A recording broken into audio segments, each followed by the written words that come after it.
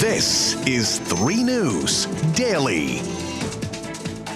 Hello, everyone. Welcome back to 3 News Daily on this Tuesday, October 3rd. I'm Stephanie Haney. Thank you for being with us here in Northeast Ohio. We start today in Stark County, where a woman is dead following a motorcycle crash yesterday evening. Troopers say the crash happened just before 6 Monday night on Route 172 in Paris Township. Troopers say a husband and wife were riding on a motorcycle together when the husband lost control and drove off the edge of the pavement. Both were taken to the hospital, and the 66-year-old passenger, Zetta Bennett, later died from her injuries. Troopers say the 68-year-old driver was treated and released. The crash remains under investigation. What a tragedy. Now, just last night, the fourth and final suspect was arrested in connection to the shooting death of 3-year-old Luis Diaz in Cleveland. 28-year-old Devontae Parker was arrested by U.S. Marshals on the city's east side. Parker was already wanted for a different homicide from back in May. 2 other suspects, 30-year-old Catherine Treadway and 34-year-old Juan Davis, have already been charged in connection with his death, and both are being held on bond.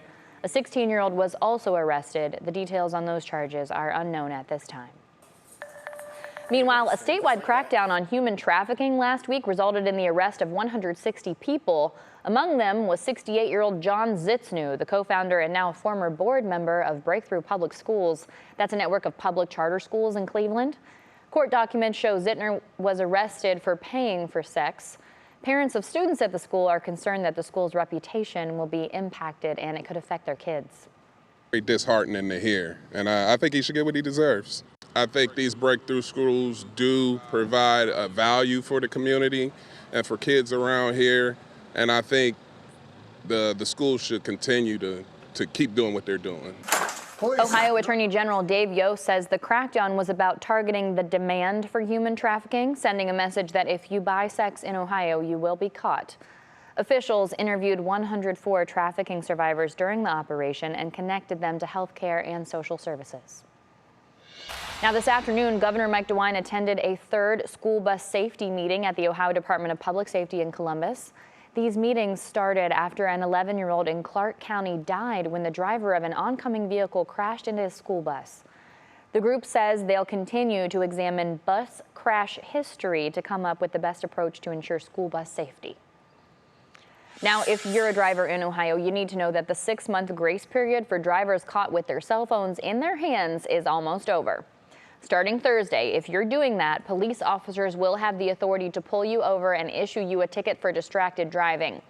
Governor DeWine signed this law in April, making the use of cell phones or other devices while driving a primary offense, which means you can be pulled over for it without breaking another law.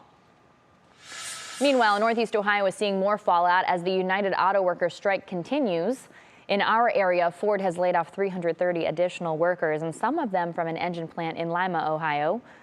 Ford confirmed to us that the workers were told not to report to work, and GM also laid off 130 workers at its Parma plant yesterday. Now to another story about your money. Student loan repayments are starting up again this month for millions of Americans. The payments were on pause for 3 years during the pandemic, but now about 28 million Americans will have to start repaying those loans. For the average borrower, that monthly payment is expected to range between $200 and $300, which is not necessarily a small amount of money. And that brings us to our question of the day. With those federal student loan payments beginning again for millions of Americans this month, we want to know, what are you doing to adjust your budget to account for that cost? Post your comment to the WKYC Facebook page, and we'll talk about it during 3 News at 4 and 3 News at 5. Now to an update on Cleveland Cavaliers president Kobe Altman, who is now apologizing to the team after his arrest last month. You might remember state troopers pulled him over for a traffic lane violation, and he was arrested and charged with OVI. He addressed the incident at Cavs Media Day on Monday. I feel awful about the distraction that this incident has caused our organization and team.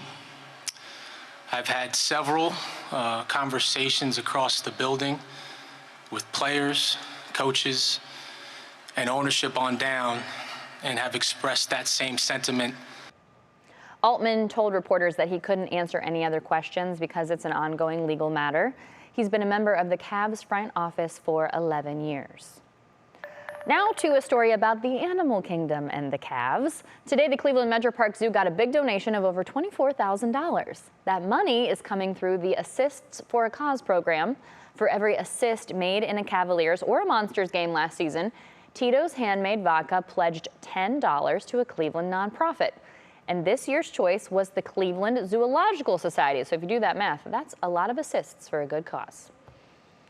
All right, now to Stark County, where a high school teacher in Massillon got quite the surprise today. Jason Wursler is a construction teacher at Massillon Washington High School and is one of 25 winners of the National 2023 Harbor Freight Tools for Schools Prize for Teaching. So this morning, he was presented with the prize, a $50,000 check.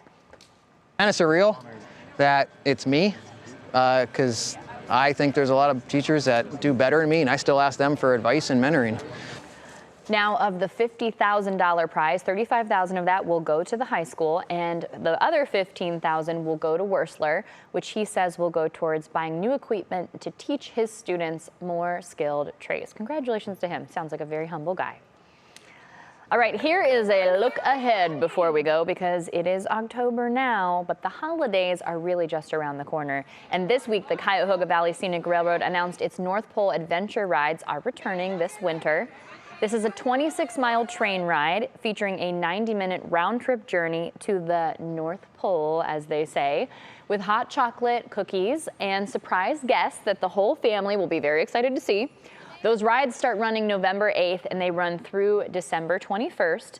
The tickets go on sale tomorrow, October 4th at 9 a.m. And we've got more info about that on WKYC.com. I know this is always a hot ticket, so I know a lot of parents are going to be refreshing that browser at 9 a.m. to try and get in on those tickets right away.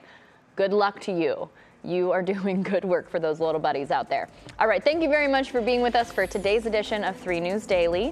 Whether you're watching on WKYC Plus, YouTube or Instagram, or listening on your favorite podcast platform, we appreciate you very much. Enjoy this beautiful day. We'll be back here tomorrow with more of what matters most to you here in Northeast Ohio.